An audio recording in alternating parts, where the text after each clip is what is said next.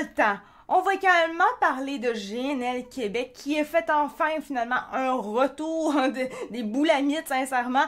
On le sait, avec les affaires de Donald Trump, les menaces qu'on a vécues au Canada, de se faire arrêter au niveau du pétrole, on a vu à quel point que le Canada est dépendant et on est faible comme pays quand on n'a pas accès à certaines sources qu'on devrait avoir, littéralement. Et parce qu'on n'a pas le GNL qu'on était supposé avoir, mais qu'on n'a finalement pas eu, parce que finalement on a dit non, que c'était pas bien, que c'était... Ben, on voit les répercussions qu'on a aujourd'hui. On les voit, puis on est hyper dépendant des États-Unis, entre autres, et ça fait qu'on est ultra faible. Et le développement, on refuse encore le développement. C'est une mauvaise affaire. Ça, j'espère avoir le temps. Si j'ai pas le temps d'en parler, parce qu'on a quand même beaucoup de choses à voir juste avec l'USAID. Mais si on a le temps, tant mieux. Si on n'a pas le temps, ça ira à mardi prochain. C'est pas plus grave que ça. J'ai du beau stock avec GNL Québec. De toute façon, ça sera pas plus grave que ça. Il y a des choses vraiment plus importantes encore ce soir à parler. On est encore plus faible quand on ose s'attaquer au USA en pensant qu'il n'y aura pas de conséquences. Oh, ça c'est complètement stupide. Hein. D'ailleurs, juste à vous dire, toutes les personnes en ce moment qui veulent boycotter les États-Unis, dites-vous qu'en boycottant les États-Unis, vous faites du mal à l'économie du Canada. Parce qu'il y a des choses, il y a beaucoup de choses qui viennent, oui, des États-Unis, mais que c'est le Québec qui est à l'intérieur de ça aussi. Si moi, normalement, vous boycottez aussi le Canada. Ça fait mal.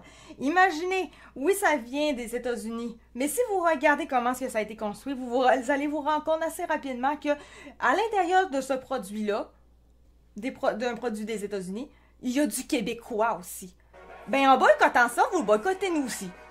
Merci beaucoup pour le suivi au Corio. Donc, c'est vraiment, c'est comme, il y en a qui, en ce moment, ils veulent aussi boycotter au niveau du Super Bowl. Pour moi, on dit, ben, boycotter le Super Bowl. Mais, à part peut-être faire suer des restaurateurs qu'on a ici au Québec, ça va faire quoi?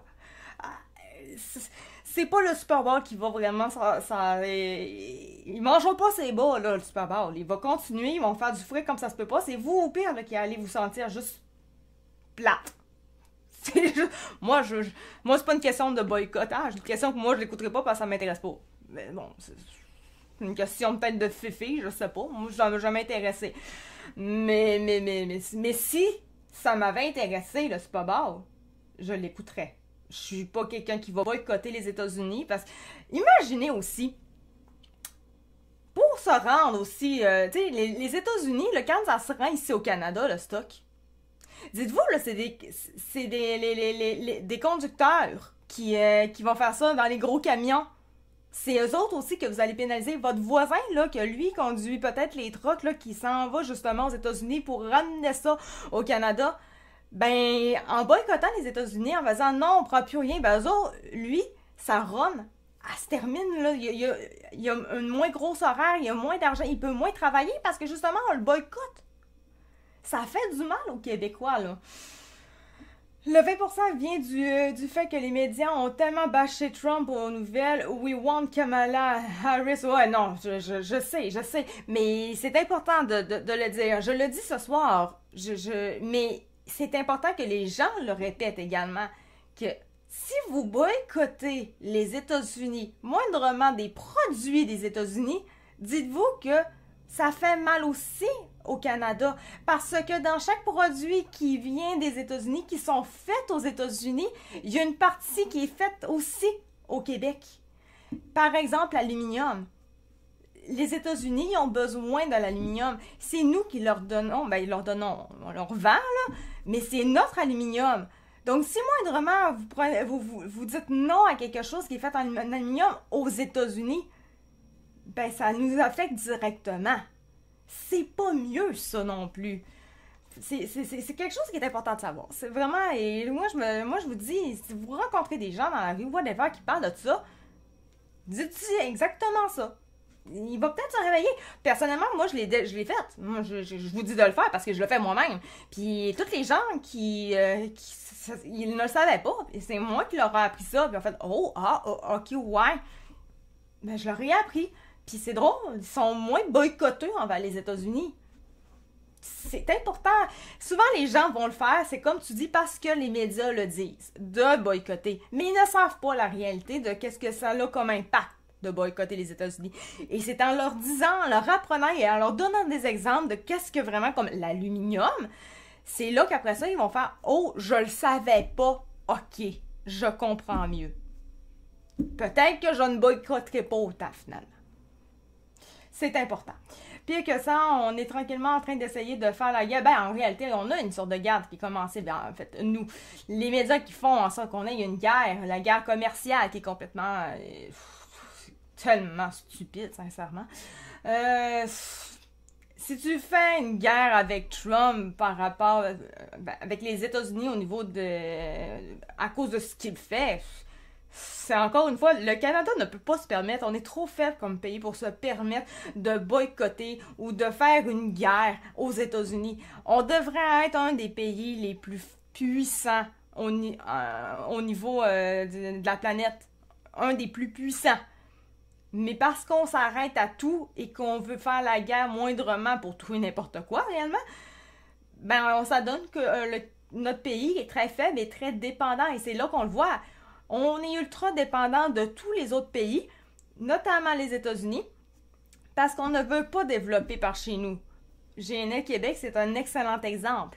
On n'a pas voulu développer pour le pétrole au nom de l'environnement. J'ai pas de problème avec l'affaire de l'environnement. Or, techniquement, le gaz et tout, on parle d'environnement, c'est pour la planète, aider la planète. Or, ben c'est parce que GNL Québec, le but, c'est de le faire chez nous, justement, pour empêcher d'avoir à aller le chercher ailleurs. En allant le chercher dans les autres pays, eux autres, en font encore là, de la pollution, puis ils font déjà de la pollution beaucoup.